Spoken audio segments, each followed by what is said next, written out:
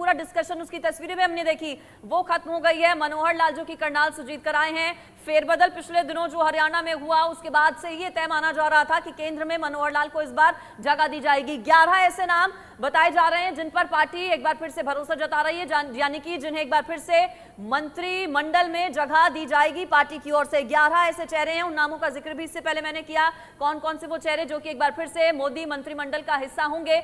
तस्वीरों में हमने निर्मला सीतारमण को भी देखा, हालांकि स्मृति ईरानी को लेकर भी खबरें मिल रही थी, लेकिन स्मृति ईरानी इन तस्वीरों में नजर नहीं आई हैं जो आपने देखी।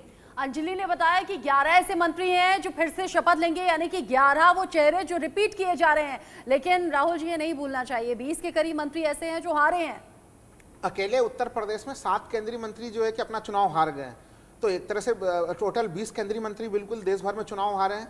तो भारतीय जनता पार्टी ने, हमें लग रहा है, इन सब मामलों का काफ़ी ध्यान रखा है स्मृति ईरानी को लेकर, लेकिन बिल्कुल फिर भी अभी भी मैं कहूँगा कि अभी उनके ऊपर कोई निष्कर्ष इस समय निकाल लेना, उन तस्वीरों में भी नज़र नहीं आ रही, सुबह से चाय पार्टी के पूरे चर्चा से भी वो उसमें उनका नाम नज़र नहीं आया। तो क्या ऐसे स्थिति में वो चुनाव हार गई हैं, तो क्या भारतीय जनता पार्टी उन्हें फिर से मंत्री बनाती है नहीं बनाती है, ये एक नज़र रखने वाली यानी चीज आप होगी। कह रहे हैं अन्ना मलाई और रवनीत बिट्टो की तरह क्या उन पर भी दाव लगाएगी बीजेपी? हाँ, ये एक देखने वाली, हाँ ये मुझे अभी थोड़ा संशय है, हो सकता है कि वो दिखे भी, लेकिन जैसे जैसे समय अब थोड़ा आगे बढ़ता चला जा रहा है वैसे मुझे थोड़ी संभावनाएं धूमिल होते भी दिख रहे हैं, लेकिन मैं उन संभावनाओं को अभी खारिज नहीं कर रहा हूँ। राहुल जी, ये भी हो सकता है कि किसी वजह से टी पार्टी में कई नेता नहीं पहुंच पाए होंगे और हो सकता है वो जब शपथ ग्रहण के दौरान दिखाई देंगे। वही वंदना जी मैं कह रहा हूँ कि अभी इसलिए उनको लेके, चूंकि मुझे पूरा उम्मीद था कि स्मृति ईरानी फिर भी जो है कि मंत्रिमंडल में रहेंगी, तो अभी मैंने अब उस उम्मीद को अभी भी कायम रखा हुआ है। बिल्कुल, तस्वीरों में भले ही ना नजर आई हूं, लेकिन 11 चेहरे, 11 नाम जो हम बता रहे हैं, इसमें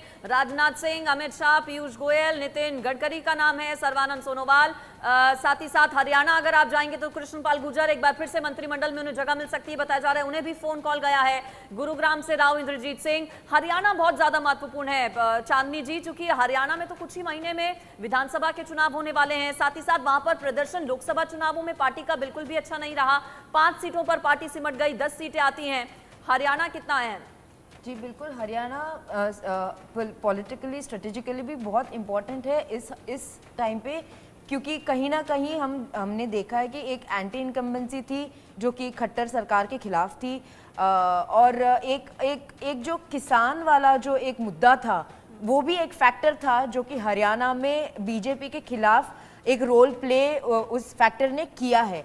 तो अभी जैसे हम अभी थोड़ी देर पहले डिस्कस कर रहे थे कि ये जो एक सरकार बनी है, यहाँ पे ये जो मुद्दे हैं, किसान को लेके जो मुद्दे हैं, अग्निवीर को लेके जो मुद्दे हैं, इन मुद्दों पे लेके देखिए स्कीम्स आती हैं, पॉलिसीज आती है, सरकार उनको बनाती है।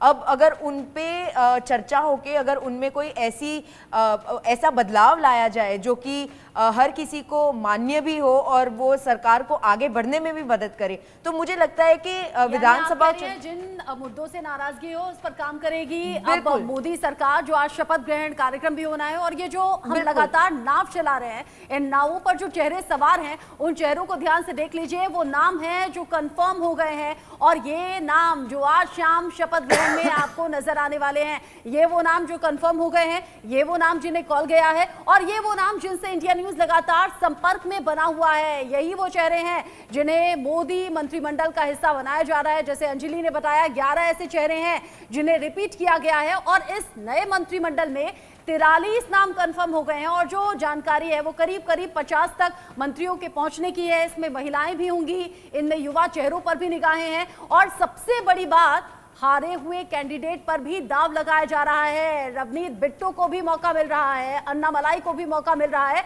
और बहुत ज्यादा सोच समझकर यहां पर मोदी सरकार में फैसले लिए जाएंगे। मोदी सरकार 3.0 की पूरी तैयारी टीवी स्क्रीन पर बनी हुई है। लेकिन विकास, थोड़ी देर पहले आपने जानकारी दी कि अगर अपनी शर्तें दिखाई, अगर अपनी डिमांड की तो साइड कर दिए जाओगे। यह अजीत पवार को क्लियर मैसेज दे दिया है, भले ही मिली जुली सरकार बन रही है। जी बिल्कुल, मान मनोबल की कोशिश बिल्कुल नहीं हो रही है बीजेपी की तरफ से। बीजेपी को पता है कि संख्या बल जो है अब की बार थोड़ा कम है, लेकिन फिर भी वो झुकना नहीं चाहती। घटक दलों को ये संकेत दिए जा चुके हैं, ये संदेश दिया जा चुका है कि सबको एकोमोडेट करने की कोशिश हम जरूर करेंगे, लेकिन किसी की बेमानी मांगे नहीं मानी जाएंगी। और खासकर अजीत पवार, जिनका सिर्फ एक सांसद चुनकर आता है, मतलब 293 की संख्या में अजीत पवार का कंट्रीब्यूशन सिर्फ एक सांसद का है, वो अपना बार्गेनिंग पावर खो चुके हैं। ये बात अजीत पवार भी अच्छे से जानते हैं। बीजेपी ने अब तक उनको कोई तवज्जो नहीं दी है। कल तक ये चर्चा थी कि प्रफुल्ल पटेल को, जो कि राज्यसभा सांसद हैं, उनको कोई पोर्टफोलियो दिया जा सकता है ताकि अजीत पवार का भी मान रखा जा सके, लेकिन अभी तक ऐसा हुआ नहीं है। लेकिन जैसा कि हम जानते हैं, बीजेपी सरप्राइजेस देने वाली पार्टी है। शाम तक तस्वीर बदल भी सकती है, कुछ नए नामों पर चर्चा हो सकती है। तो वेट एंड वॉच है, देखना होगा कि अजीत पवार की पार्टी को कोई तवज्जो मिलती है या नहीं। गठबंधन की सरकार है ना, वहां तो अजीत पवार की पार्टी का रोल है ना, फिर ये स्टैंड बीजेपी ने कैसे लिया? देखिए, फिलहाल जो है जो लक्ष्य है वो मंत्री पद देना है, सबको संतुष्ट करना है। विधानसभा डेफिनेटली नजर में है, विधानसभा को लेकर स्ट्रेटेजी बन रही है 4 महीने बाद विधानसभा होने में। ऐसे में अजीत पवार को नाराज करने का जोखिम बीजेपी नहीं उठाएगी, लेकिन नाराज सिर्फ मंत्री पद खुश सिर्फ मंत्री पद देकर नहीं किया जा सकता, और भी दूसरे समझौते होते हैं। राज्य स्तर पर हो सकता है, उन्हें सीटें थोड़ी ज्यादा लड़ने के लिए दी जा सकती है, तो इसके होंगे ये भी एक बड़ा फैक्टर है। क्योंकि अगर हम बिहार की बात करते हैं तो एचएम की पार्टी एक कैंडिडेट, और इसके साथ ही हम देख रहे हैं कि उत्तर प्रदेश में अनुप्रिया पटेल भी राहुल जी इस बार क्योंकि एक ही सीट लेकर आई हैं।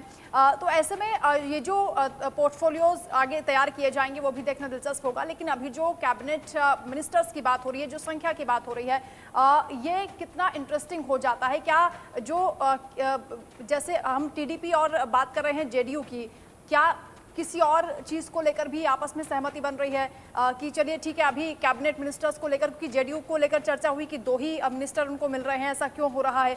क्योंकि जो टीडीपी की मांग है वो राज्य को लेकर भी हो सकती है कि जो दोबारा से फ्रेम करने की बात चल रही है। नहीं, देखिए, अगर हम लोग देखें जदयू के मांग को लेके और टीडीपी के मांग को लेके, तो मैंने पहले भी कहा कि विशेष आर्थिक सहायता राज्य को देने के लिए 2018 में इसी मांग को लेके टीडीपी एनडीए से अलग हुई थी, और उसी तरह से प्रधानमंत्री ने बिहार में घोषणा की थी 1,25,000 करोड़ के वित्तीय सहायता को लेके, विशेष आर्थिक पैकेज को लेके। तो ये मांग कुछ बड़े मांग हैं। उसके अलावा अगर हम लोग देखें तो वहाँ पे नीतीश कुमार जातिगत जनगणना, जातिगत सर्वे वो करवा चुके हैं। तो वैसे स्थिति में एक स्टैंड उनका ये भी होगा कि इस केंद्र के स्तर पे अगर वो बिहार में करा चुके हैं, और वहाँ पे बिहार की यूनिट जो बीजेपी की यूनिट थी उसने भी इसका विरोध नहीं किया था, तो केंद्र स्तर पर जातिगत जनगणना की क्या स्थिति, और बिहार में जो आरक्षण 75% दिया गया है उसको 9वीं अनुसूची में रखने की मांग भी जनता दल यूनाइटेड की तरफ से हो रहे हैं। तो हो सकता है कि बर्थ के रूप में मांग कम हो, और इस प्रकार के, चूंकि विधानसभा चुनाव में पार्टी को जाना है जनता दल यूनाइटेड को भी, तो उन्होंने इस प्रकार के मांगे ज्यादा रखे जो बिहार के है वो कुछ उसका हिस्सा अभी, और कुछ आने वाले वक्त में भविष्य में जब विधानसभा के चुनाव होंगे उस दौरान के लिए रखा गया होगा। बिल्कुल, मैं वही चीज कह रहा हूँ वंदना जी, कि विधानसभा चुनाव को लेके जो मूलभूत मांग है, अगर इसमें आर्थिक पैकेज के मांग को भी अगर बीजेपी मान ले तो भी ये जदयू के लिए मैं मानता हूँ कि एक बहुत बड़ी जीत वाली स्थिति होगी, और उनकी स्थिति काफी मजबूत हो जाएगी। जाहिर है बीजेपी के सामने चुनौतियां इस लिहाज से बहुत ज्यादा हैं। और राहुल जी, क्या पोर्टफोलियोज का जो डिवीजन होगा वो अलग अलग स्टेट के वेटेज के हिसाब से होगा? जहां पर ज्यादा सीटें आई, जहां पर विधानसभा के चुनाव हैं, उन राज्यों के जो मंत्री बनेंगे उनको महत्वपूर्ण विभाग दिए जाए? नहीं, देखिए, उत्तर प्रदेश में देखिए चुनौती है, लेकिन हमें लग रहा है कि उसके बावजूद भी उत्तर प्रदेश में अगर मंत्रियों की संख्या देखी जाएगी पिछले बार से कम तो होगी जरूर 2014 और 19 की तुलना में, लेकिन वो बहुत ज्यादा कम नहीं हो सकती। उत्तर प्रदेश में चुनौती होगी, संख्या कम होगी। ये संख्या अलग अलग राज्यों में हम देख रहे हैं जहां पर श्रिंक हो गई है संख्या परफॉर्मेंस के आधार पर। लेकिन टीडीपी भी एक बड़ा चैलेंज मुझे नजर आ रहा है मुस्लिम आरक्षण को लेकर, जो